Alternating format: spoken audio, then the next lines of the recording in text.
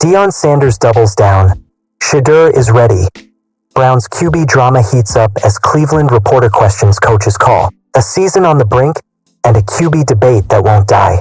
The Cleveland Browns are sitting at 1-2, and already the city of Cleveland feels like it's standing at a crossroads.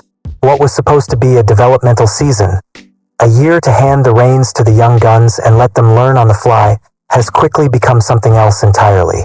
Instead of embracing the future, the Browns seem to be clinging to the past. At the center of this storm is Shedeur Sanders, the fifth-round draft pick with the famous last name, the Colorado superstar who rewrote the Buffalo's record books, the player who was supposed to electrify the dog pound with fresh energy. And yet, through 3 games, Sanders hasn't played a single snap. He hasn't even been active.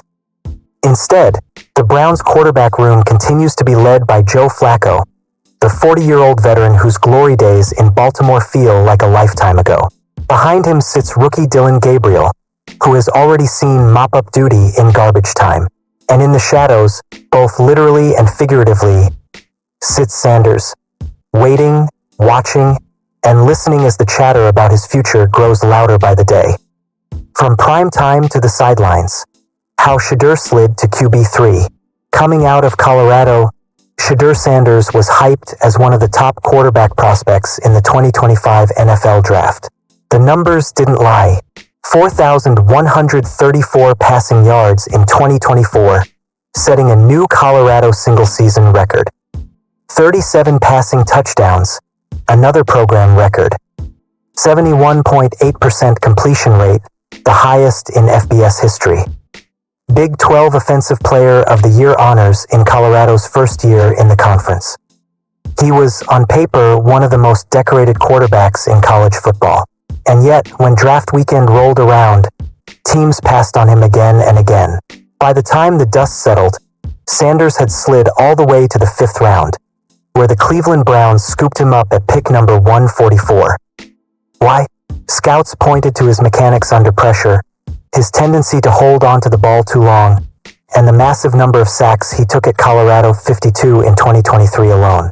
Others whispered that the media circus surrounding his father, Deion Coach Prime Sanders, might be a distraction for some NFL locker rooms. But for Deion Sanders, none of that matters. Coach Prime's belief: he's better than what they have. If you've followed Deion Sanders' coaching career, you know he's not one to mince words. And when it comes to his son, he's as confident as ever. Just like his dad, he doesn't believe Flacco and Gabriel can play better than his son, reported longtime Browns insider Tony Grossi, summing up Deion's position on the situation. And Grossi would know. He's been covering Cleveland football for decades.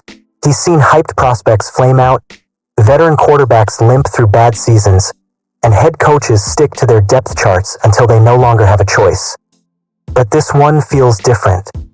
Tony Grossi's take: I need evidence that he can play. When asked about Sanders' early NFL career, Grossi didn't hold back. He never met a camera he didn't like, and it just seems like being out of the limelight right now. As QB3 on a Cleveland Browns team struggling to score points, he's really missing the viral moments, Grossi said. I laugh about it because I don't take him too seriously anymore. I'm sorry, after that Rams game, I need evidence that he could play. All the pro Shedeur fans, and they're passionate about their favorite player, they think something like that is going on. They cannot believe there are players on the team at his position that are better than him. They just won't accept it. That Rams game he referenced was brutal. Sanders wrapped up his preseason with a forgettable outing. 3 completions on 6 attempts. 14 total passing yards. 5 sacks. It was the kind of performance that made head coach Kevin Stefanski slam the brakes on any potential QB controversy before it even started. From training camp through the end of August, Stefanski never once hinted at bumping Sanders ahead of Joe Flacco or Dillon Gabriel. The Joe Flacco problem.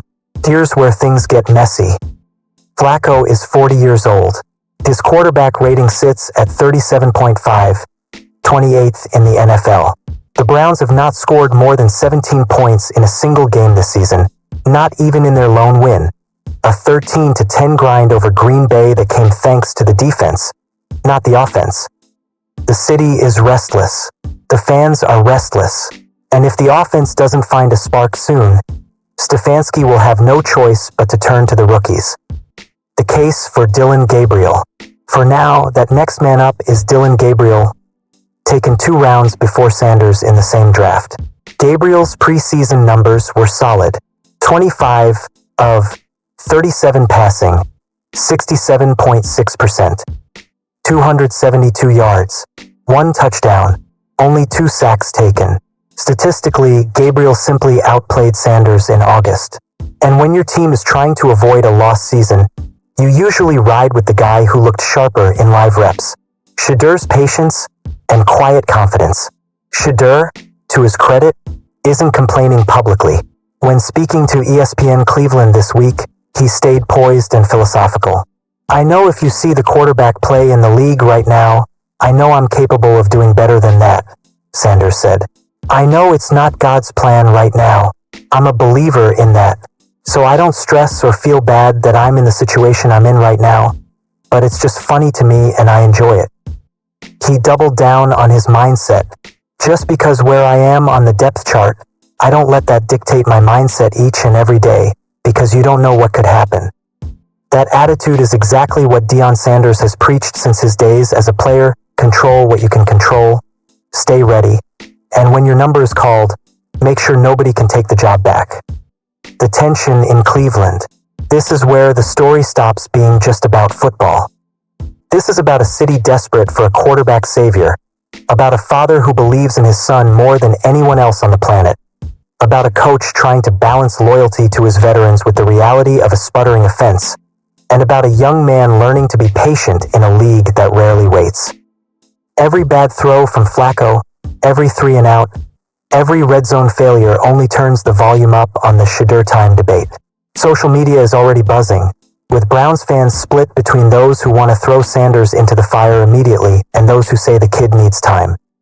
What happens next? Here's the truth. The Browns can't afford to sit Shedur Sanders all year. Not if this offense continues to look lifeless. Not if Flacco keeps ranking near the bottom of the league. At some point, either injury or desperation will force Stefanski's hand. When that day comes, Shedur will have the chance he's been waiting for, the chance to prove not just Tony Grossi wrong, but the entire NFL. And if you know anything about the Sanders family, you know that's the moment they live for. Bottom line, Deion Sanders doesn't just believe in Shedur. He expects the world to see what he already sees. And whether you agree with Tony Grossi's skepticism or you're part of the growing #FreeShedur movement, one thing is certain. Cleveland's quarterback drama is only getting started.